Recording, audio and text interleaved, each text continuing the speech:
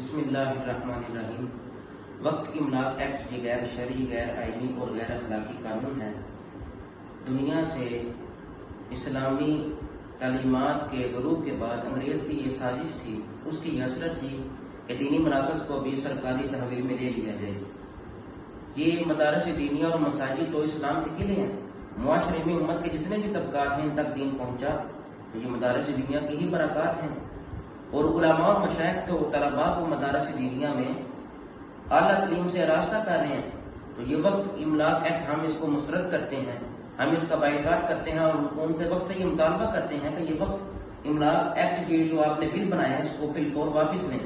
हमारा हुकूमत वक्त से ये मुतालबा है कि तलबा तो इन्हीं मदारस में रहकर दीन इलाही को सीख रहे हैं, अल्लाह और उसके रसूल के अहकामात को सीख रहे हैं। तो हम इस गैर शरई कानून को मुस्तरद करते हैं। हम अपने मदारिस और मसाजिद का रुख तहफ़्फ़ुज़ करेंगे। ये कानून हमेशा बाकी ना रहेगा। बाकी रहेगा या मेरे रब का नाम बाकी रहेगा या उसके रसूल अकरम सल्लल्लाहु अलैहि वसल्लम का लाया हुआ दीन बाकी रहेगा।